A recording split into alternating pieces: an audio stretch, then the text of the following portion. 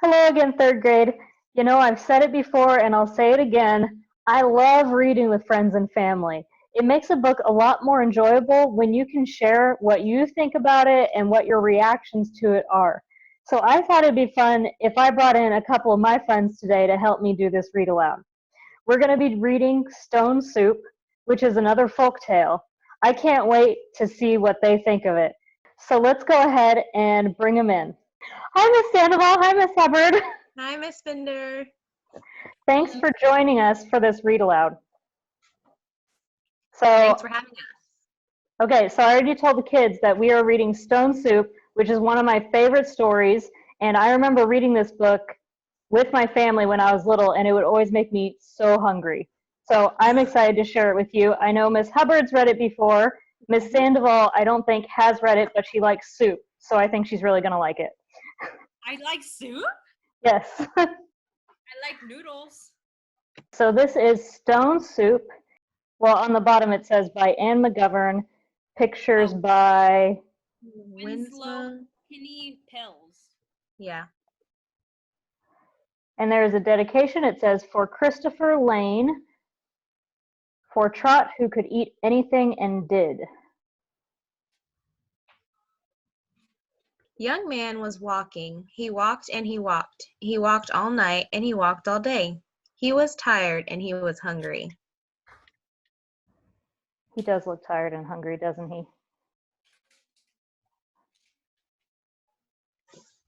At last he came to a big house. What a fine house. He said. There will be plenty of food for me here. He knocked on the door. A little old lady opened it. Good lady, Said the young man. I am very hungry. Can you give me something to eat? I have nothing to give you. Said the little old lady. I have nothing in the house. I have nothing in the garden. And she began to close the door. Stop! Said the young man. If you will not give me something to eat, will you give me a stone? I wonder why he wants a stone. A stone? Said the little old lady. What will you do with a stone? You cannot eat a stone. Ah, Said the young man. I can make soup from a stone. Now the little old lady had never heard of that. Make soup from a stone? Fancy that, There are stones in the road. said the little old lady. The young man picked up a round gray stone. This stone will make wonderful soup. He said. Now get me a pot. She looks pretty grumpy, doesn't she? Yeah. I don't think she's gonna share any food with him. The little old lady got a pot. Fill the pot with water and put it on the fire.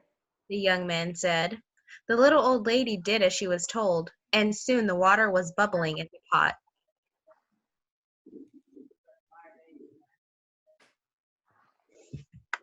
The young man put the round gray stone into the pot. Now we will wait for the stone to cook into the soup, He said. The pot bubbled and bubbled. After a while, the little old lady said, This soup is cooking fast. It is cooking fast now, said the hungry young man. but it would cook faster with some onions. So the little old lady went to the garden to get some yellow onions. Onions. Ooh, I think I caught on to what is happening. Into the pot went the yellow onions with the round gray stone, Soup from a stone. said the little old lady. Fancy that. The pot bubbled and bubbled. After a while, the little old lady said, The soup smells good. It smells good now, said the hungry young man. but it would smell better with some carrots.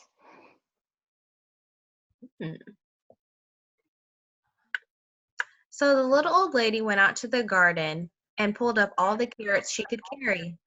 Into the pot went the long, thin carrots with the yellow onions and the round gray stone. Soup from stone? said the little old lady.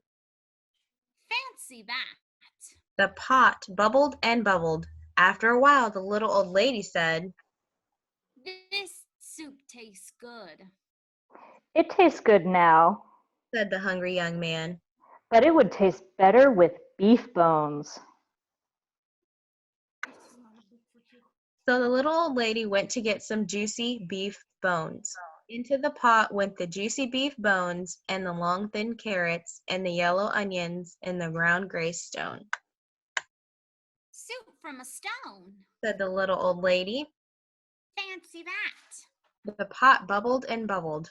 After a while, the little old lady said, This soup is fit for a prince.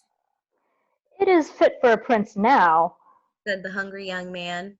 but it would be fit for a king with a bit of pepper and a handful of salt.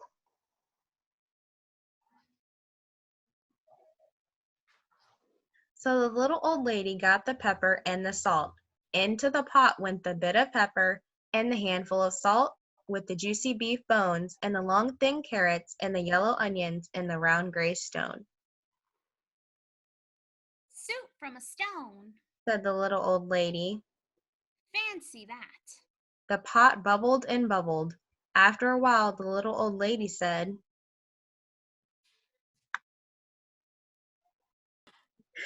This soup is too thin.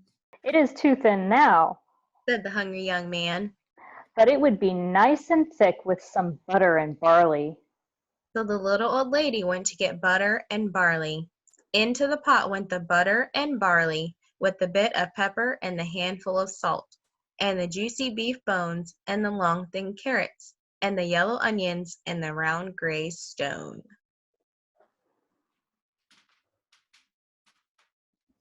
Soup from a stone. Said the little old lady. Fancy that. The pot bubbled and bubbled. After a while, the little old lady tasted the soup again. That is good soup. She said, Yes, said the hungry young man. this soup is fit for a king. Now we will eat it. Stop. Said the little old lady. This soup is indeed fit for a king. Now we'll set a table fit for a king. But she took out her best tablecloth and her best dishes.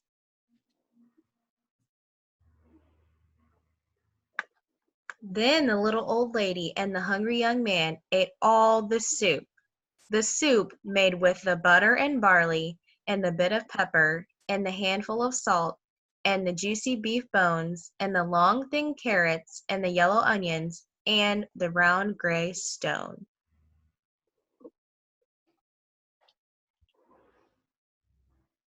Soup from a stone. Said the little old lady. Fancy that. Now I must be on my way. Said the young man. He took the stone out of the pot and put it into his pocket. Why are you taking the stone? Said the little old lady. Well, Said the young man. the stone is not cooked enough. I will have to cook it some more tomorrow. And the young man said goodbye.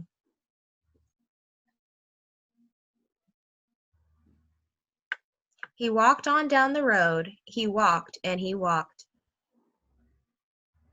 What a fine supper I will have tomorrow. He said to himself. Soup from a stone. Fancy that. The end. Miss Sandoval, what did you think of that story? He was a trickster. He was a trickster. Do you know what? Do you know what? This story is called A Trickster Tale. Mhm. This is one of my favorite stories. Thank you both for sharing it with the class. Of course. You're very welcome. All right, so everyone say goodbye. Bye, guys. Bye-bye.